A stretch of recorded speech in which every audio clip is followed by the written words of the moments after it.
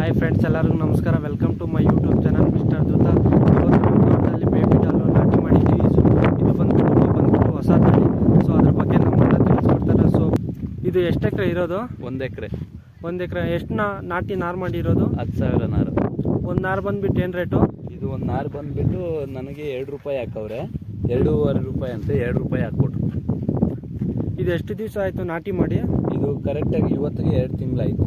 2 ತಿಂಗಳಾಯ್ತಾ? ಈ ಪೇಪರ್ ಎಲ್ಲ ಎಷ್ಟು ಬಿತ್ತು ಒಂದು ಎಕರೆಗೆ? ಇದು 6 ರೋಲ್ ಬಿದ್ದೈತೆ. ಜಿಗ್ ಪೇಪರು 400 ಮೀಟ್ರದ್ದು. 400 ಮೀಟ್ರಾ?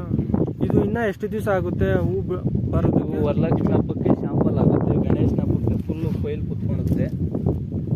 ನೀವು ಹಾಗಾದ್ರೆ ಹಬ್ಬಕ್ಕೆ ಬರಲಿ ಅಂತಾನೆ ನಾಟಿ ಮಾಡಿರೋದು? ವರಲಕ್ಷ್ಮಿ ಹಬ್ಬಕ್ಕೆ ಗಣೇಶನ ಹಬ್ಬಕ್ಕೆ ಸೀಸನ್ ಅವಾಗೆ ಚೆನ್ನಾಗಿ ನಡೆಯೋದು ವೈಟ್ಗಳು. ಅದಕ್ಕೋಸ್ಕರದಿಂದ ಅವಾಗ ಹಾಕಿದ್ದೀವಿ ನಾವು.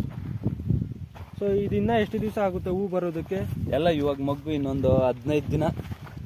ಏನಾದರೂ ಬಿಟ್ಟಿದ್ದೀರಾ? ನಾಟಿ ಗೊಬ್ಬರ ಈ ಭೂಮಿ ಒಳಗಡೆ ಹಾಕಿರೋದು? ಭೂಮಿ ಎಲ್ಲ ಗೊಬ್ಬರ, ದನದ ಗೊಬ್ಬರ 6 ಲೋಡ್ ಚೆಲ್ಲಿದ್ದೀವಿ. ಚಕ್ಕೆ, ಬೇವಿನ ಹಿಂಡಿ, ಹೊಂಗೆ ಹಿಂಡಿ ಎಲ್ಲ ಅದೊಂದು 5 ಮೂಟೆ ಹಾಕಿದ್ವಿ. DAP ಎಲ್ಲ ಮಿಕ್ಸು ಎಲ್ಲ ಮಾಡಿ ಚೆಲ್ಬಿಟ್ಟು ಹಾಕಿದ್ದೀವಿ. ಈ ಕೋಲೆಲ್ಲ ಹಾಕಿದ್ದೀರಲ್ಲ, ಈ ಕೋಲ್ ಏನಕ್ಕೆ ಹಿಂಗೆ ಹಾಕಿರೋದು? ಇದು ಗಾಳಿ ಎಲ್ಲ ರೆಂಬೆಗಳು ಬಿದ್ದೋಗುತ್ತೆ. ಅದರಿಂದ ಒಂದೊಂದು ದಾರ ಎಳೆದಿದ್ವಿ. ಇನ್ನೂ ಒಂದು ದಾರ ಎಳಿಬೇಕು. ಹೂವು ಬಂದಾಗ ಫುಲ್ಲು ಇದು ಕವರ್ ಆಗಬೇಕು ತೋಟ ಎಲ್ಲ. ಇವಾಗ ಬೇರೆ ಆಚರಣೆ ಗಾಳಿ ಜಾಸ್ತಿ ಬಂದು ಎಲ್ಲ ಗಿಡಗಳೆಲ್ಲ ಮುರಿದೋಗುತ್ತೆ ಅಂತ ಈ ಥರ ಇನ್ನೂ ಒಂದು ಸರಿ ಕಟ್ಟಬೇಕು. ಆದ್ದರಿಂದ ನೋಡ ಒಂದೊಂದು ಮುರಿದೋಗಿದೆ. ಸೊ ಈ ಥರ ಮುರಿದೋಗ್ಬಿಡುತ್ತಾ ಗಾಳಿಗೆ? ಏನಾದರೂ ದಾರಿ ಕಟ್ಟಿಲ್ಲ ಆದರೂ ಮುರಿದೋಗೈತೆ. ಫ್ರೆಂಡ್ಸ್, ದಾರ ಏನಾದರೂ ನಾವು ಈ ಥರ ಕಟ್ಕೊಂಡಿಲ್ಲ ಅಂದರೆ ದಾರ ಈ ಥರ ಗಾಳಿಗೆಲ್ಲ ಮುರಿದೋಗುತ್ತೆ ರೆಂಬೆಗಳು.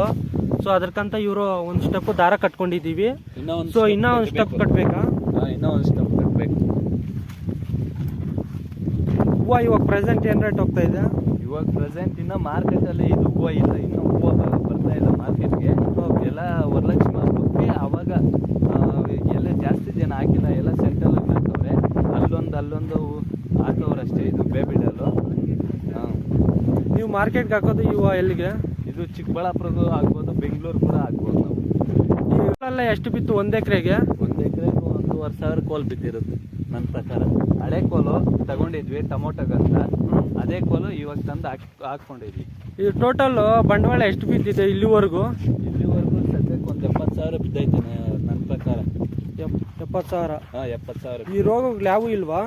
ಇವಾಗ ಇನ್ನು ಬಂದರೆ ತ್ರಿಪ್ಸ್ ಬರ್ತದೆ. ಇವಾಗೆಲ್ಲ ತ್ರಿಪ್ಸ್ ಹುಳಕ್ಕೆ ಇವತ್ತು ಹೊಡೆದಿದ್ದೀವಿ. ನಾಳೆ ಇನ್ನೊಂದ್ಸಲಿ ತ್ರಿಪ್ಸಿಗೆ ಆ ಥರ ಹೊಡ್ಕೊಳ್ಬೇಕು.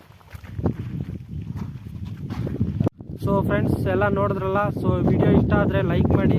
ಹಾಗೆ ಇನ್ನೂ ನನ್ನ ಚಾನಲ್ ಯಾರಾದರೂ ಸಬ್ಸ್ಕ್ರೈಬ್ ಮಾಡ್ದಿರಾ ವಿಡಿಯೋ ನೋಡ್ತಾ ಇದ್ದೀವಿ, ದಯವಿಟ್ಟು ಸಬ್ಸ್ಕ್ರೈಬ್ ಮಾಡ್ಕೊಳ್ಳಿ. ಸೊ ಇದೇ ರೀತಿ ಮುಂದೆ ವಿಡಿಯೋಸ್ ಮಾಡ್ತಾ ಇರ್ತೀನಿ. ಸೊ ಬಾಯ್ ಫ್ರೆಂಡ್ಸ್, ಮುಂದಿನ ವಿಡಿಯೋದಲ್ಲಿ ಸಿಗೋಣ.